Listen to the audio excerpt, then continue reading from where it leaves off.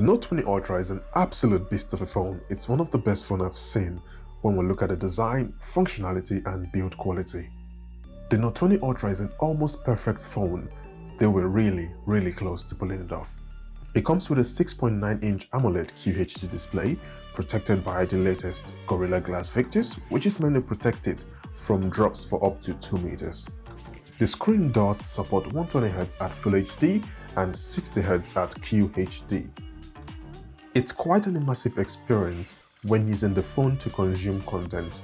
The combination of little important things such as the matte design, which feels good to touch while not being a fingerprint magnet, the thin bezels, the wireless charging, the redesign of the camera bump that gives a little curve where the phone and the camera meets, which makes it easier to clean the edge of the camera bump and prevents the formation of dust. Well, it reduces the formation of dust around the edge.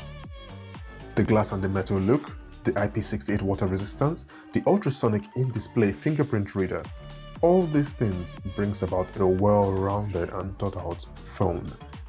The Note used to be all about power, giving the users the power to go through the day and still have something left. But Samsung has evolved as a company and they've evolved the Note.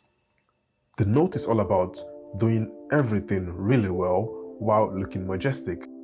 It packs a 4500 mAh battery, which is not as much as the 5000 which came with the Note 20 Ultra. I tend to get about 6 hours of normal usage with mine. Get this, the battery has its work cut out for it, as it has to power the 6.9-inch display, which can go up to 1609 nits in high brightness mode while refreshing at 120Hz and using 5G. So when I say 6 hours, that's a good battery life, even if it's not A+. While on 5G, it would be good to know it comes with both variants of 5G, which is the sub-6 and the millimeter wave. Samsung has one-upped on the DeX. Now, what is DeX? This is a software platform run by Samsung that extends and converts your mobile experience into a desktop experience. A basic monitor can be used as a laptop with the help of DeX. Usually, Samsung DeX requires a cable connecting your phone and the display device.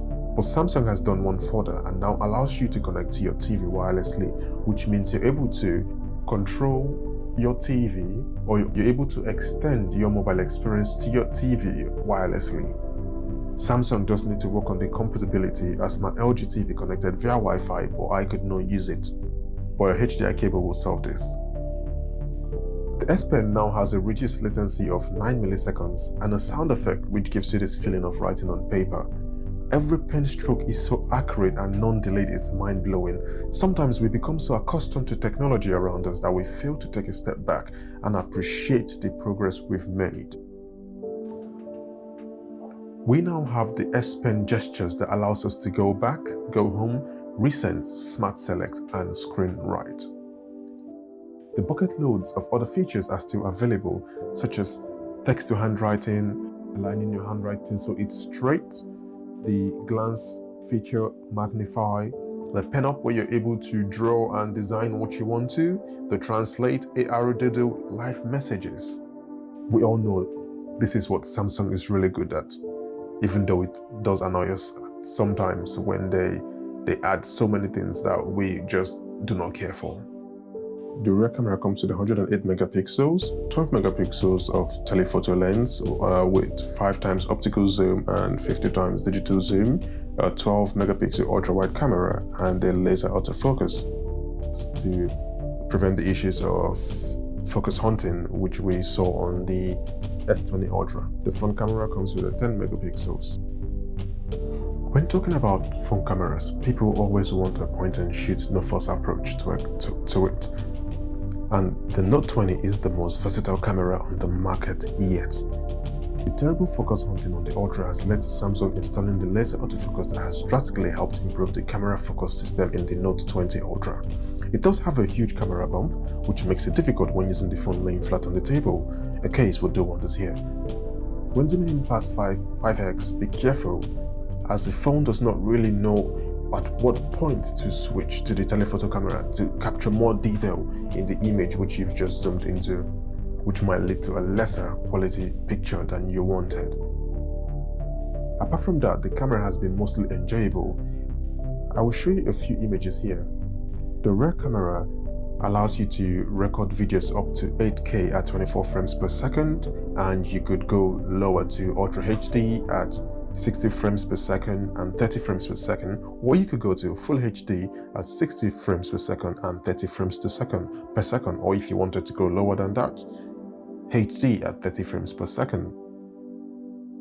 While the front-facing camera allows you to go up to Ultra HD at 60 frames per second, or 30 frames per second, Full HD at 60 or 30, and HD at 30 frames per second. I do have a couple of pictures and videos which you've taken, so enjoy. The night mode allows you to zoom up to 10x, which is perfectly fine in such light, as you do not need more than that at night. Since Samsung started launching phones above £1,000, one of its critics has been, why get a phone of that amount if you're only going to get an update for about 2 years? And Samsung has finally listened. They now offer a 3-year update, which is only going to apply to the Note 20 Ultra and the Note, which is going to apply to the Note 20 and the Note 20 Ultra.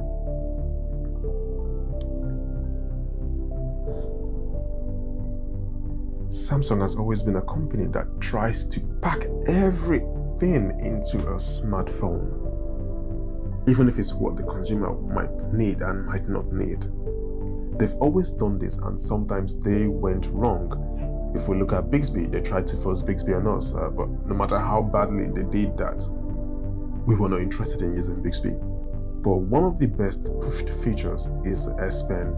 The S Pen was a feature which was created to go with the Note. The S Pen is a symbol of your ability to do more, your ability to achieve more, your ability to create. And the killer blow is the 3-year update, because this has been a critic of Samsung. We say, why are we going to spend so much money on a phone if we are not going to be able to use it for that long? So I'm glad Samsung has started the 3-year update, and I'm hoping this continues. So we're going to do a quick test. As you can hear, if you listen closely, I'm going to keep quiet for a little bit so you can hear the sound going around. Somewhere around there, they're doing some kind of a party. So if you listen, you will tell it's a little bit noisy. So what I'm going to do is play music on YouTube, and we're going to see how loud we can get the phone to go when we're in a public environment where we can't get everything as silent as we want it to. So listen out for this. I'm going to walk closer.